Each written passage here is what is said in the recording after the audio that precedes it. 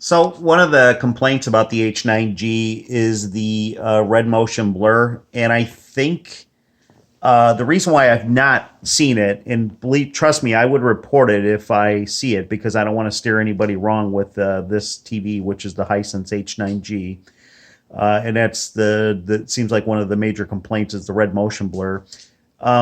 This particular scene is referenced as one of the areas where people see it on her forehead where her hairline meets.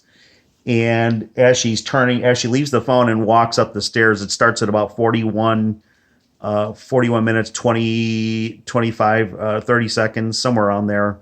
41:20, I think, is where it starts. You can watch it on Netflix. And what I've noticed is if you have a Dolby Vision Dark with the default settings of, I believe it's 50 for the contrast and noise reduction on, yes, you can see it. Although on for whatever reason, and this may be just my TV, I'm not sure, what the deal is. I can barely see it. So, and I had to put it in that mode because I've been rewatching the scene over and over again to reproduce it, because this is one touted scene that is known for where it appears. So I had turned it to dark with all the default factory settings, Dolby Vision Dark. And yes, I can see it. It kind of pulses. It's very faint, though. It's nothing like anybody's reporting. So I don't know if this latest firmware fixed it. Not sure. But I am the kind of viewer, the typical TV viewer, who likes a brighter picture and just brighter content in both standard definition and HDR.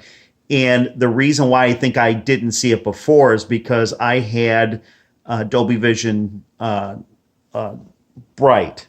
And with Dolby Vision Bright, and I usually, from that point, I turn the contrast up a little bit more to 70 or even 80 sometimes, because I am, excuse me, I am one of those that likes a picture that pops.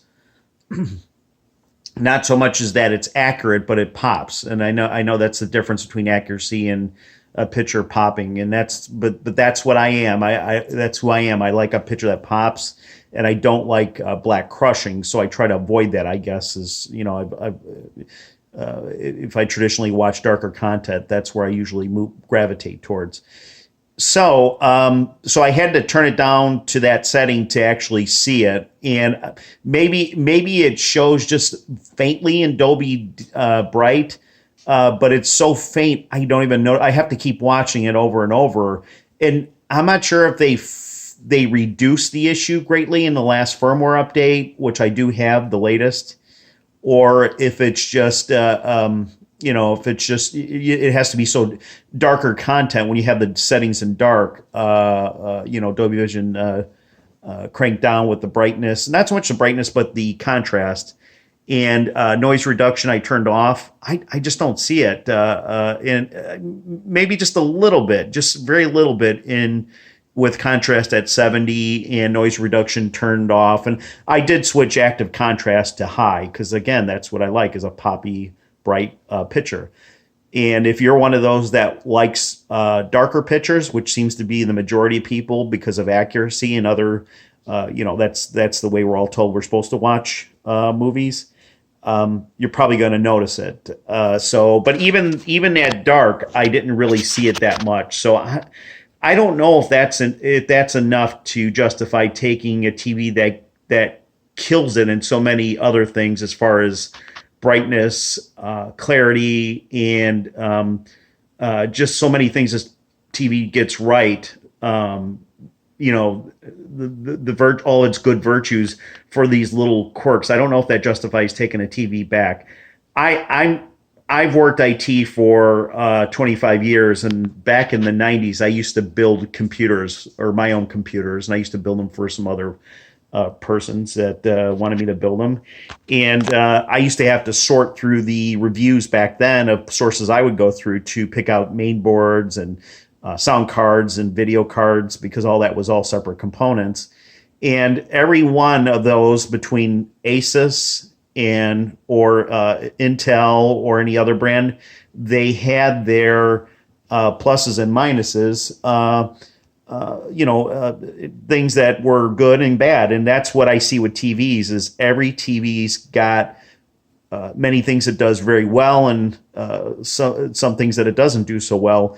And I even see that in the flagship Samsung and Sony issues. There are some complaints. And this red ghosting is not just limited to Hisense. It seems like there's other brands that have had it reported too. You're just hearing it more focused on the H9G, probably because it is a letdown for a lot of people who are very finicky on what they expect out of a TV that gets so many other things perfectly well.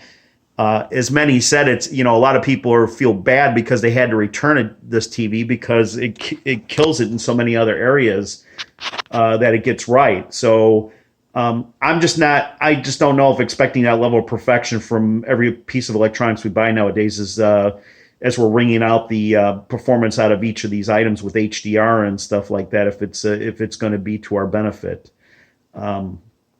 So again, but that's getting off track. So basically, if the way to reduce or almost make it so negligible you can't even see it is to not watch Dolby Dark, to do Dolby Day and maybe move up the contrast to 60 or 70 and turn off all your noise, noise feature, canceling features, turn that to off. And I turned mine on to active contrast, although I didn't really see much of a difference between that from medium to high. So might be a workaround or help some people out that are not wanting to take the TV back or are past the time period to return the TV. So give it a try. See if that helps you out. Thanks.